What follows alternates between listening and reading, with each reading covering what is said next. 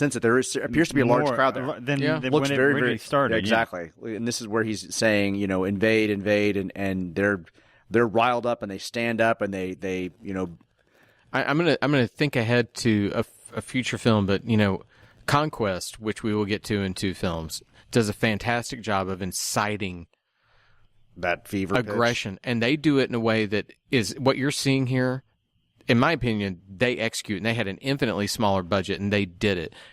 It really something to look forward to. And then I get to hate you again because we get to see a damn soulless mask. Yeah, right after we get this gigantic shot of him saying invade, and we have the gorilla soldiers stand up in unison. Worked into a tizzy. Worked into a tizzy. We finally see the orangutan. Those are the ones that looked into the Ark of the Covenant, beginning to stand up, and they're just kind of slowly standing up, and there's just a very silent clap. I mean, they're not joyful, they're not cheering, they're just standing up. They're just standing up and like, okay, I guess we have to applaud this. Yeah. We're subservient to whatever is happening in the military. They're following the mob mentality. I can't help but wonder in the early 70s, when audiences are watching this, were they still aghast at wow, they could make monkey masks and put them on, that they didn't look at this shitty pullover? Because this is really what I got to thinking. Is it just that it's a pullover? Is it, if you look, the skin tone's incorrect, the mouth shape's incorrect? Because there's a shot later in the film, I noticed this, where Zira's mouth is rather closed, but has a little bit of an oval nature to her lips. All of them have this, it looks like almost, you could put an almond in there. Yeah. Dunk. But it's horrible. Well, let's think about the movies that they had to do this kind of mass dressing of large crowds and had to dress them in something alien, something foreign. I mean, there's not a lot of movies that have done that. I mean, coming up with a lot of, Civil War related costumes or anything like that is not the same as having to create masks that people are going to wear so you do not recognize who they are. Right. I mean, they were still taking people in LA and putting them in native garb to make them look like they were and you had people bringing agents in and putting them in there, but at the same time, it's what Sean and I talked about last time. You can still take those crappy masks and put them at the top, or at least put the hero masks in the middle. Spread them out, because you have all of them straight in a row, and so it's just a line of them looking like monsters. You're right. It's to the fault of them not noticing in the shots to use the best masks. And you can frame it. They noticed. Somebody said that's good enough. Somebody said we got to make the day. Somebody Come looked on, over and said, hurry up. Hey, Sean has really worked hard on these pullover masks. We got to put them right center of the screen. Hey, let me put my masks out there, God. Don't you like them? I made them this morning. So right at 43 seconds into this minute, the orangutan leaderships have kind of stood up just a little bit. And we actually get a nod from unnamed guerrilla leader. You can see that he kind of looks over at them and kind of acknowledges they're following. They're going along. Standing up. And then we get he jerks over to the left, his right, our left, and he immediately notices, what are the chimps doing? He notices the one not standing. The defiant Zira. They all start to stand. Yeah. When they realize that he is looking. Yeah. All the chimps in very quiet silence just kind of stand. Quiet silence? Compared to that? Yeah, sorry. That quiet right? How about dedicated silence? Dedicated silence. And, of course, our returning heroine from last episode. Defiantly is not putting up with this shit. She's not. She just sits there.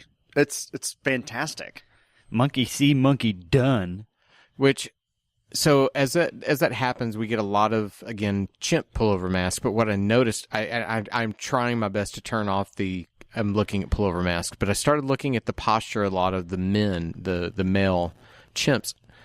I almost feel like somebody, I know they didn't have VHS at this time, but somebody screened Planet of the Apes for them and said, if you're going to be a chimp, I want you to watch Roddy McDowell, because they're even hunched over. Yeah, to be with more their ape-like. Shoulders forward, their hands clasped the way he did it.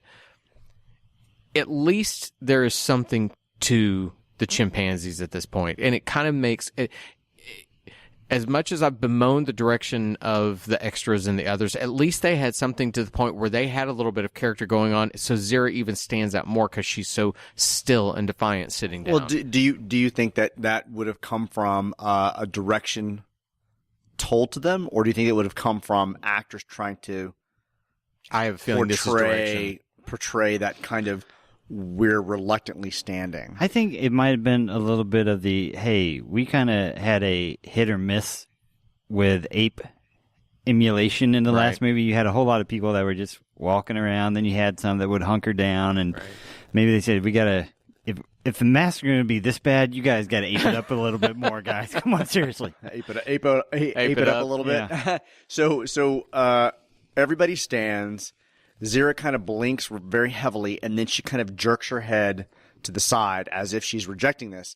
And then we get this awesome moment where unnamed guerrilla leader actually looks right at her, and then looks over to Zayas like what is this? Get your shit in order, son. Right. It's, it is the military leader taking over, and again, the intellectual not approving. And it makes him immediately, he's gone from this position of strength to a position of weakness because he has to have this woman stand up or he's not valid. Well, he looks to Zayas to kind of get her in line, if you will. And you see him, it gets cut off just a little bit, but you see him start to move his right hand up as if he's about to point to her. Mm-hmm. And the shot gets cut just a little bit so he can move to... And it's an interesting shot, very high angle looking down. Yeah. When we've talked about a lot of things being flat, at least what's shot in this little amphitheater, outside of the crappy framing of stuff with the bad mask, there are some interesting shots. So we at least get the perspective that it's him looking, and we know who he's looking at. It's framed pretty well. And that's when our Cornelius kind of grabs at her. I beg you. Yeah. Please. He goes, Zira, as your husband, I beg you, stand up. I like any man that grabs his woman. And basically, and that's our quote right there. But I thought that's the name of the episode. I thought once again how wrong the treatment of women is, because even though Zira is defiant, she's the one of strength here. He's almost imploring her and telling. It's not. He's imploring. He's using the language of. Well, he says, "I beg you, pleading." please, yeah. When I but beg he you, is. It's more of a no command beg. than a it's beg. like, I'm telling you, get your ass up. Yeah. The note in the script is urgent undertone. Zira is your husband. I beg you to stand up, because he's noticing what's happening down there, and she is still willing to be defiant this entire moment. Right? She's not looking. So he has to grab her. She wants to fight to make the fight. her happen. I have to say that this was kind of this was the first moment where I realized that it wasn't Roddy McDowell under the mask. He tried. And he sounds relatively. Sounds relatively close, but I did not hear that voice. I didn't. It made me think a second if it was really him, just because it wasn't. Yeah, it sounds like voice. Somebody imitating him. Right, it does. And getting 65% of the way there. It's a good moment. It works. What's interesting, at least in this, you can bitch and moan about all the ways they should have set it up, but it's interesting because no matter what, we know that the apes are at odds. We didn't see them at. There's a schism. Right, they weren't before. Well, you had there was a little bit one. You had Zira and Cornelius who were at odds in the last film, but the other apes didn't seem to be at odds with each other. It was pretty much we follow what Zayas says. Right. Now there's an upheaval we didn't see. Right. Now we know that the chimps and the orangutans are basically ignoring to an extent what is being said. They're very hesitant to approve. So something has occurred to do this to them. Something involving humans. What was the inciting incident? And we're now talking about the Forbidden Zone more than we were. Know. More than what was done to the Forbidden Zone. We're actually talking about it as something to go to, someplace to be. Which is at least interesting, taking the last film and the one thing that was relatively unexplored, the Forbidden Zone, which is probably the most, and not to kind of reiterate the same word, but the most foreboding part of the film, Forbidden Zone. They're at least exploring that now it's having ramifications on their daily life. As a tease to the movie-going audience, after having that kind of cliffhanger about going to the Forbidden Zone, and don't go there, you won't like what you find. Right. This scenario where, Taylor disappears and now we have them talking about the Forbidden Zone, I'm like, yeah, let's go. Right. I'm going to drink my soda slowly so I don't even go pee. So I want to see what happens. Yeah. All right. Well, that is minute 21. Do you guys have anything else you want to add? No, that's it for me. Richard? No. I think When I look over and you look at me like, oh, no. What? Oh. No, I need Don't to put me on the anything spot. else. All right. So that's Monday in the books. We would ask that you go out and do us a favor on iTunes. Rate us, review us, put it out there. It helps us in the algorithm so that more people can find us. And the more people that find us, it allows us to keep doing this for you guys. So that's it. That's the only plea from Monday. You guys have a great day. For Richard and Sean, I'm Todd. We'll see you tomorrow. Bye, everybody. Beneath the minute of the apes. Beneath the minute of the apes. Beneath the minute of the apes. human is a dead human.